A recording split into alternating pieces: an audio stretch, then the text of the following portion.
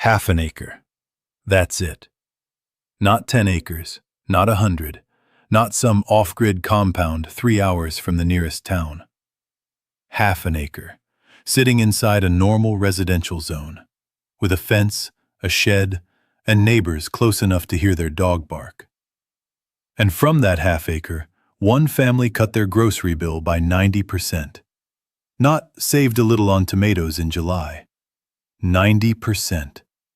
The number that used to show up on their banking app every 2 weeks for groceries now shows up for almost nothing else. Here's the part that should bother you. It's not because they have some rare piece of land. It's not because they got lucky with soil or climate or acreage. It's because almost everyone else with the exact same amount of space is using it wrong. And once you see the layout that actually works, you can't unsee how much dead space is sitting in your own yard right now. 90% off a grocery bill isn't just a savings number. Run it through the math the way an accountant would, and it turns into something closer to $500 to $700 a month in tax-free effective income. Money you never have to earn, report, or hand a percentage of to the government, because it never shows up as income at all. Stack a modest amount of surplus selling on top of that. Extra eggs, extra seedlings, extra rabbit kits, and some half-acre operations are pulling an additional $150 to $400 a month in actual cash on top of the grocery offset. That's a combined range most side jobs can't touch. Sitting entirely inside a fence line, most people are still just mowing. By the end of this video, you're going to understand exactly how a half-acre gets divided into 8 interlocking systems. Why the order you build them in matters more than the systems themselves. What the real weekly and monthly numbers look like when you stack food production instead of scattering it. And where the actual income range on a property like this comes from. Stick around, because the math at the end is going to surprise you. Ask 10 people what you need to replace most of your grocery bill, and 9 of them will say the same thing. More land, bigger garden, more animals, a bigger budget. That belief is exactly why so many half-acre lots produce almost nothing but a lawn that needs mowing every week. The truth is the opposite. A half-acre isn't a limitation. It's roughly 21,780 square feet, and most homeowners are actively using less than 10% of that for anything productive. The rest is grass, walkways, and a shed that holds a lawnmower and nothing else. The problem was never the size of the land. It's that nobody ever showed you how to lay it out so every square foot is doing a job. Grocery bills aren't one expense. They're actually 5 or 6 separate expenses bundled into a single number. Produce, protein, dairy, pantry staples, herbs and spices, and the miscellaneous stuff that adds up without you noticing. When you break the bill apart like that, something interesting happens. You stop needing a garden. You need a produce system, a protein system, a dairy or egg system, a preservation system, and a soil system that keeps all of them alive without buying in fertilizer every season. 8 systems, half an acre, 1 integrated plan. That's what we're breaking down today. System 1, the vegetable core. Every functioning backyard food system starts in the same place, the vegetable core, because produce is usually the single biggest slice of a grocery bill and the fastest one to replace. On a half acre, the vegetable core doesn't need to be sprawling.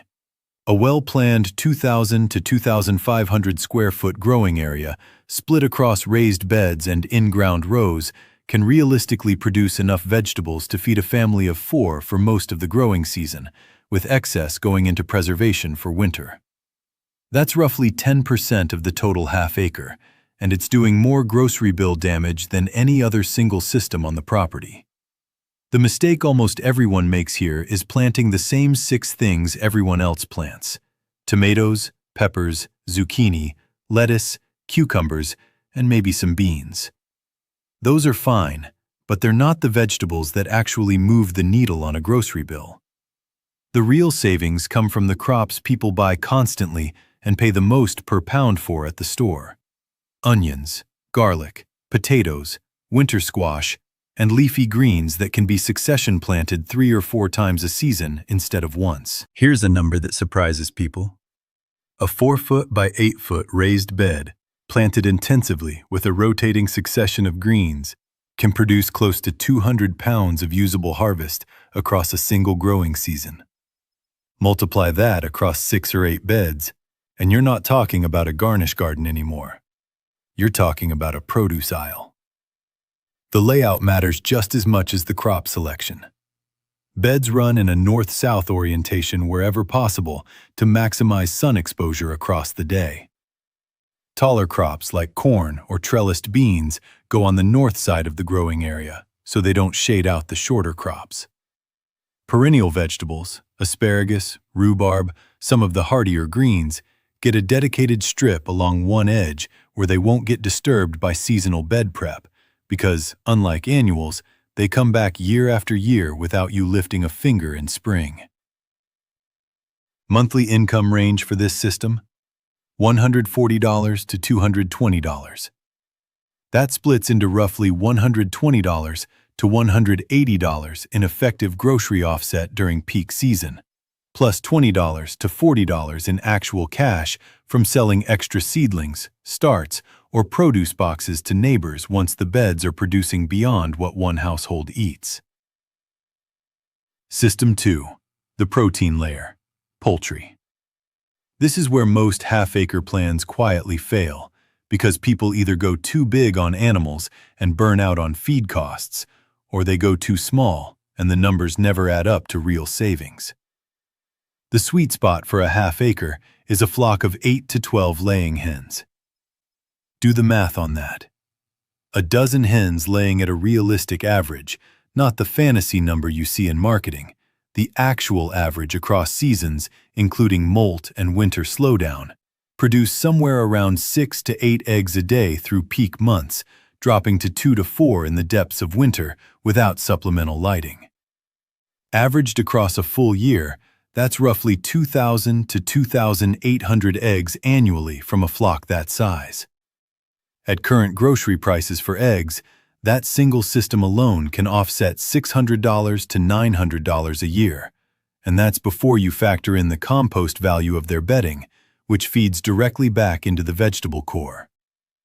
The coop and run for 10 to 12 birds needs about 150 to 200 square feet if you want them healthy rather than crowded and stressed. That's under 1% of the total half-acre, producing one of the highest value returns on the entire property.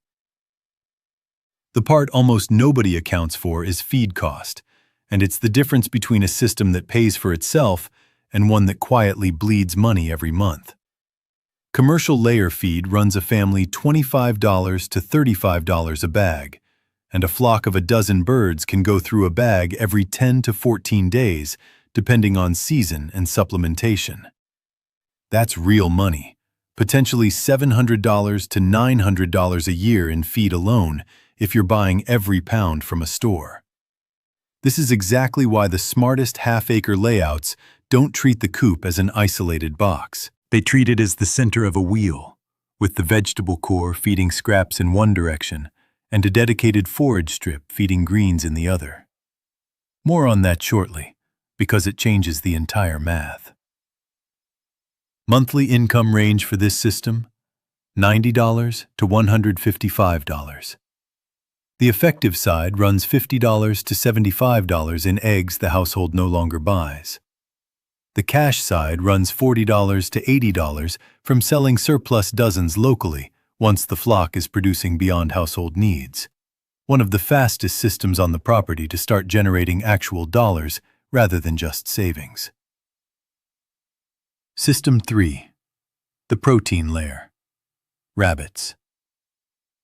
Rabbits are the quietest, least talked about protein source on a half-acre. And that's exactly why they're one of the highest leverage systems available.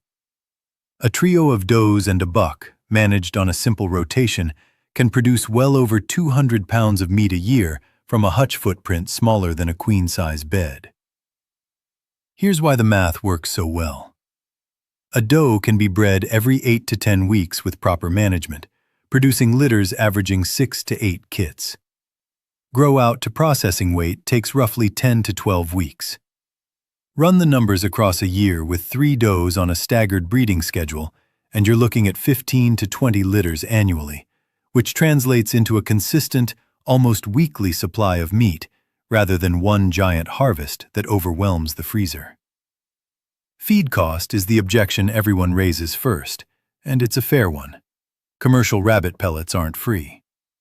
But rabbits are one of the few livestock species that thrive on a mixed diet of pellets, hay, and fresh-cut forage, which means a well-designed half-acre can cut a meaningful chunk of that feed bill by growing dedicated forage rather than buying every pound of feed from a store. That's System 4, and it's the piece that ties everything together. Monthly income range for this system: $135 to $240. Effective grocery offset from meat runs $70 to $100 a month. The cash side is the widest range on the whole property, $75 to $150 a month from selling breeding stock or the occasional extra litter beyond what the freezer needs. Which is why rabbits, quiet as they are, often out-earn the flashier systems on a per-square-foot basis. System 4. The forage strip. This is the system that separates a half-acre that saves 20% on groceries from one that saves 90%. And it's almost never mentioned in beginner homesteading content because it doesn't photograph as well as a coop full of chickens. A forage strip is a dedicated 150 to 300 square foot planting of fast-growing, high-protein plants specifically chosen to feed your animals rather than your family. Comfrey, alfalfa, clover, and certain fast-cycling greens. These plants are chosen because they regrow quickly after cutting, tolerate repeated harvest, and pack significantly more protein per pound than typical lawn grass. Comfrey alone can be cut 4 to 6 times per season, and a mature stand of a dozen plants can produce well over 100 pounds of cut forage across a year, forage that would otherwise have to come from a $30 bag of feed. Multiply that across the whole strip, and you're offsetting a meaningful percentage of both the poultry and rabbit feed bills without spending anything beyond the initial planting. The layout placement matters here too. The forage strip sits adjacent to both the coop and the rabbit hutches, cutting the daily chore time down to a loop instead of a scavenger hunt across the property. This is the detail that turns a system from technically possible into something you'll actually keep doing at 6 a.m. in January. Monthly income range for this system: $20 to $35. This one doesn't produce a sellable product of its own. Its value shows up as feed cost avoided for the poultry and rabbit systems, which is why it's smaller than the systems it supports, but still worth counting on its own line, rather than burying it inside someone else's number. The pattern interrupt. What actually kills half-acre plans? Here's what nobody tells you when they show you a beautiful, finished half-acre layout.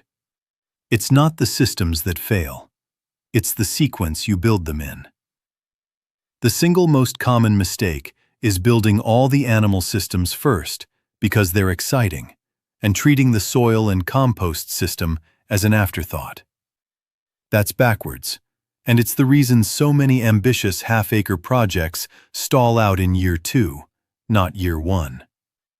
Animals without a soil system in place just create a waste problem. Soil without animals is slow to build.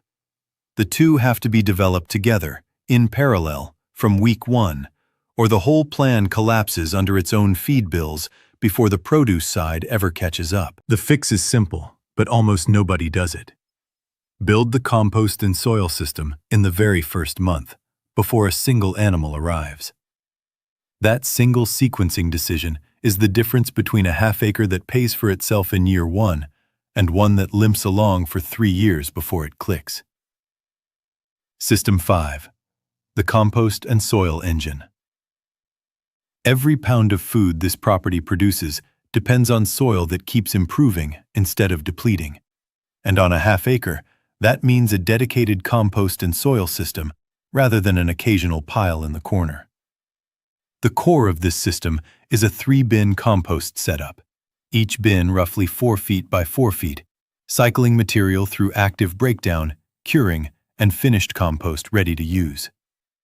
Chicken bedding, rabbit manure, kitchen scraps, and garden waste all funnel into this system, and a well-run 3-bin setup on a half-acre can produce enough finished compost annually to top-dress the entire vegetable core without buying a single bag of soil amendment from a store. That's a number worth sitting with.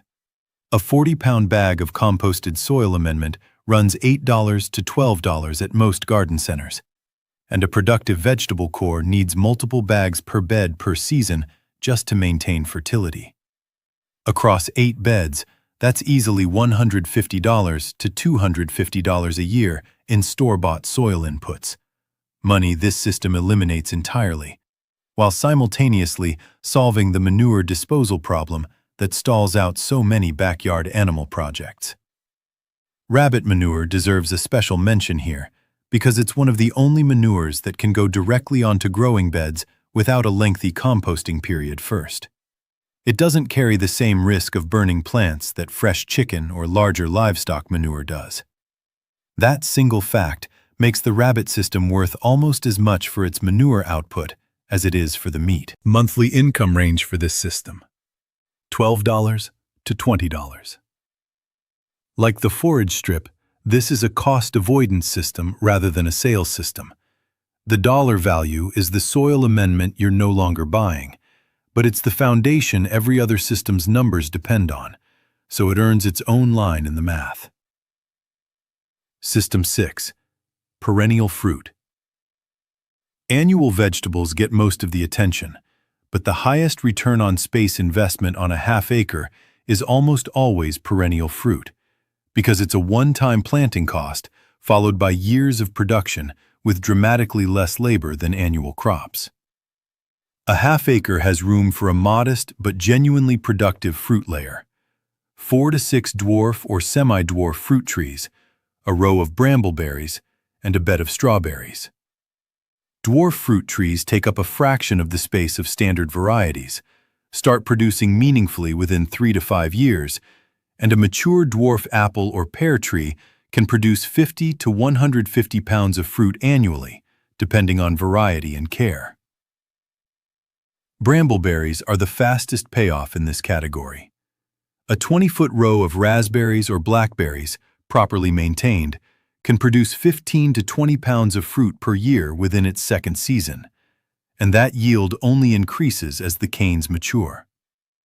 At grocery store prices for fresh berries, which regularly run $4 to $6 per pint, that's a system quietly offsetting hundreds of dollars a year from a strip of ground barely wider than a sidewalk. The layout consideration here is patience and placement. Fruit trees go in during month 1 alongside the compost system, even though they won't produce meaningfully for a few years, because the alternative is waiting 5 years to even start the clock. Plant the slow systems first, harvest the fast ones while you wait. Monthly income range for this system: $50 to $90. Averaged across the year, effective grocery offset from fruit and berries runs $40 to $70 a month once trees and canes mature, plus $10 to $20 a month in cash from selling excess fresh fruit or homemade preserves once a stand is producing beyond what the family can eat fresh. System 7. Dairy or milk alternative. This is the system that depends most on local regulations and personal preference. But on a half-acre, a single dairy goat, or in some setups, a share in a larger dairy animal, can be one of the highest value systems on the property if zoning allows it. A single, well-managed dairy goat can produce roughly a half-gallon to a gallon of milk per day during peak lactation, which realistically translates to somewhere between 150 and 300 gallons annually once you account for the dry period between lactations. At grocery store prices for milk, that range represents somewhere in the neighborhood of $600 to $1,200 a year in replaced dairy costs, not counting anything made from that milk like cheese, yogurt, or butter, which multiply the value further. The footprint required is modest. A single goat needs roughly 200 square feet of housing and exercise space, plus access to browse, which is why the forage strip discussed earlier often gets expanded slightly in layouts that include dairy. Where zoning doesn't allow goats, this slot in the layout gets replaced with an expanded rabbit operation or additional laying flock, because the point of the 8-system model isn't that every system is mandatory. It's that the half-acre is divided by function, and each function gets filled with whatever's legally and practically available to you. Monthly income range for this system: $50 to $140. The effective offset from replaced milk and dairy products runs $50 to $100 a month. Where local rules allow selling raw milk, cheese, or soap made from it, that can add another $20 to $40 a month in cash, though this is the most regulation-dependent number on the whole property, so check local rules before counting on the higher end. System 8. Preservation and Pantry. This is the system that turns a seasonal glut into year-round grocery replacement, and it's the one most beginner plans skip entirely, which is exactly why so many productive gardens still leave families buying vegetables all winter. A dedicated preservation system on a half-acre doesn't need a commercial kitchen. It needs a pressure canner, a stock of jars, a chest freezer sized appropriately for the property's output, and a root cellar or cool, dark storage space for things like squash, potatoes, and onions that don't need canning or freezing at all. Here's the number that matters. A vegetable core, producing at the level described earlier, hundreds of pounds of produce across a season, is worthless to a grocery bill in January if none of it survives past October. A well-run preservation system routinely turns 300 to 500 pounds of seasonal garden surplus into 150 to 250 jars and freezer bags of shelf-stable food, which is the actual mechanism by which a summer garden becomes a year-round 90% grocery bill reduction instead of a 6-month one. The footprint for this system is almost entirely indoors: a corner of a garage, a basement shelf unit, a chest freezer plugged in next to the water heater, which is part of why it gets overlooked in layout planning. It doesn't need square footage on the half-acre. It needs square footage in the planning conversation. And that's the part most beginners never have. Monthly income range for this system: not a standalone number. Preservation doesn't generate its own dollar figure the way the other 7 systems do. What it does is protect the roughly $120 to $180 a month the vegetable core produces in season from disappearing for the 6 months a year nothing fresh is coming out of the ground. Skip this system, and every other system's numbers above quietly shrink every winter. Picture the half-acre divided into rough thirds, and inside those thirds, the 8 systems interlocking rather than sitting in isolation. The house and any existing structures typically anchor one section. Radiating out from the back door, the vegetable core sits closest to the house because it needs the most frequent attention: daily watering checks in summer, daily harvest checks as things ripen. Beyond the vegetable core, the coop and rabbit hutches sit together, connected by the forage strip that feeds both. The compost system sits adjacent to the animal systems because manure and bedding need to travel the shortest possible distance, and finished compost needs to travel back to the vegetable core with equally short trips. The perennial fruit trees and berry rows go along the property edges and fence lines, where they don't compete for the prime, frequently tilled soil the annual vegetable core needs, and where their eventual shade doesn't fall across sun-hungry crops. If dairy is part of the plan, that goes near the forage strip as well, sharing browse space with the rabbits on a rotation. The entire loop, House, garden, coop, hutches, forage, compost, back to garden, is designed to be walkable in under 10 minutes for daily chores. That detail sounds minor. It's not. It's the single biggest predictor of whether a family keeps a system running past year one. Because the systems that get abandoned aren't abandoned due to lack of yield. They're abandoned because the daily chore route turned into a 40-minute chore route, and nobody sustains that indefinitely. Let's put actual numbers against actual grocery categories, because 90% means nothing without a breakdown. Produce. A family spending $150 to $200 a month on fresh vegetables and fruit can realistically offset $120 to $180 of that monthly figure during peak season, dropping to a smaller but still meaningful offset in winter, thanks to the preservation system carrying stored and canned goods forward. Eggs. At a dozen or more birds, egg production alone can fully eliminate a grocery egg bill that might otherwise run $50 to $75 a month for an average family, while producing enough surplus in peak season to trade or sell to neighbors, which some half-acre operators use to offset feed costs directly. Meat. Between rabbit production and any surplus poultry, a well-run half-acre can realistically replace $100 to $150 a month in grocery store protein costs, particularly when rabbit meat, one of the leanest, most efficiently produced meats per pound of feed input of any common livestock, is factored in at full production. Dairy. Where included, a single dairy animal can offset $50 to $100 a month in milk and dairy product costs, scaling up significantly if the family processes milk into cheese or yogurt rather than just drinking it fresh. Add those categories together, and a family previously spending $600 to $700 a month on groceries can realistically see that number fall to $60 to $100 a month for the items the half-acre genuinely can't produce: flour, coffee, specialty items, and anything outside what a temperate climate half-acre can grow or raise.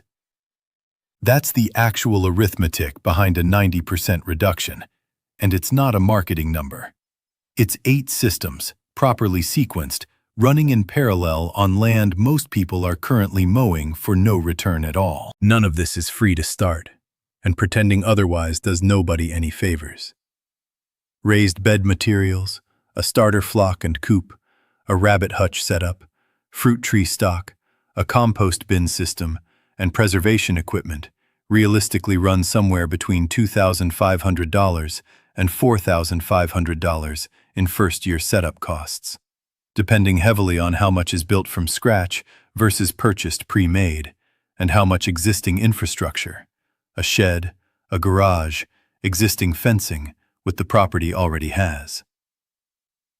Against $500 to $600 a month in grocery savings once the systems are fully operational, that startup cost typically pays for itself within the first 12 to 18 months, with every month after that essentially free money flowing back into the household budget instead of out to a grocery store.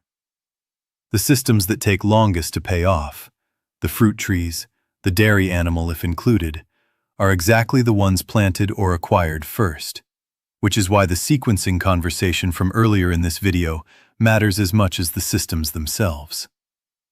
The systems described in this video are not a set it and forget it arrangement, and pretending otherwise does nobody any favors either.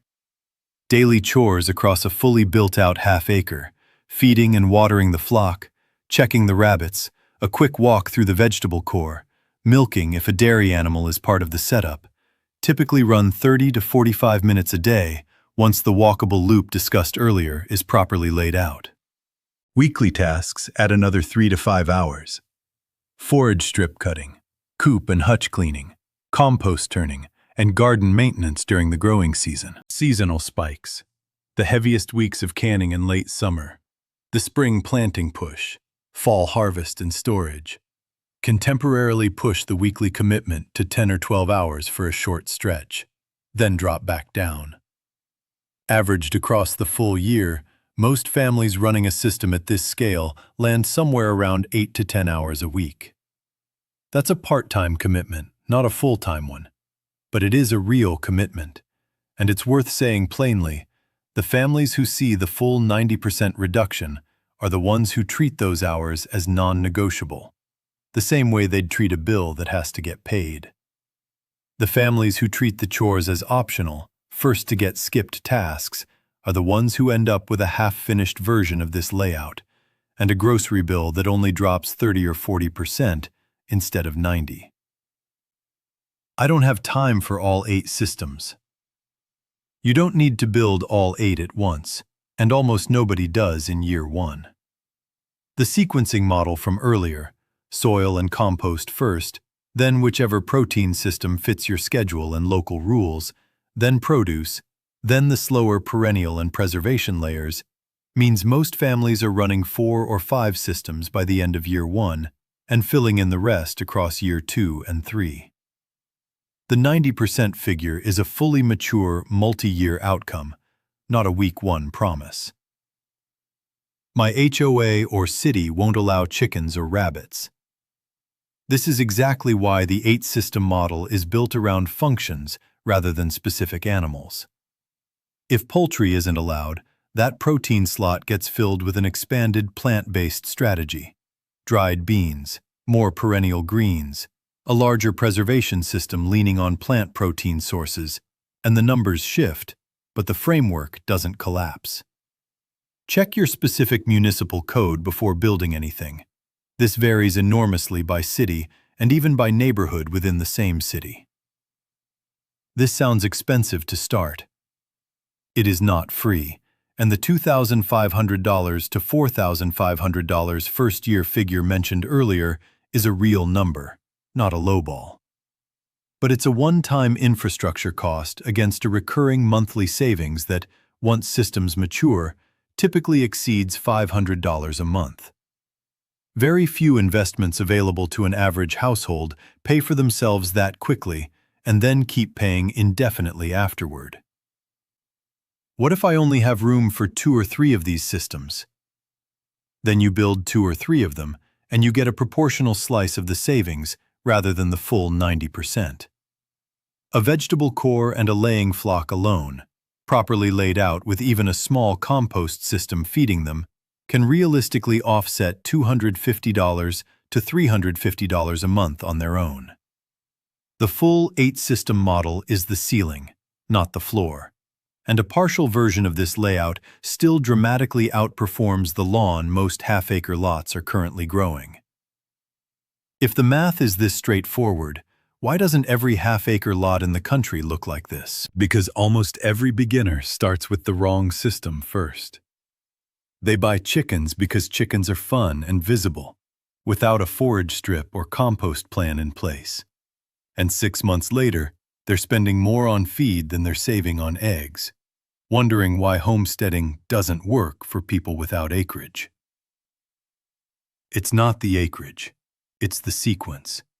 And it's the fact that nobody sits down and shows the whole interlocking picture before the first shovel goes into the ground. That's what this breakdown was for. Not one system in isolation, but 8 systems built in the right order, on the exact same half-acre most people are already sitting on, and already mowing every single week for nothing in return. Next video, we're breaking down the exact 12-month build schedule for this layout.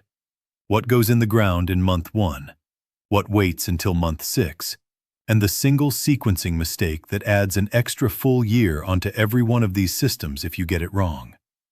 You're going to want to see that one before you touch a shovel. Your half-acre was never too small. It was never even close to too small. It was just never laid out like a system. Now you've seen what the system actually looks like. So here's what I want to know.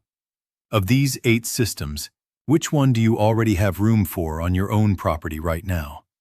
And would you build it purely to cut your grocery bill? Or would you push it far enough to start selling the surplus for cash too? Drop it in the comments. I read every one, and it shapes exactly what we build out next on this channel.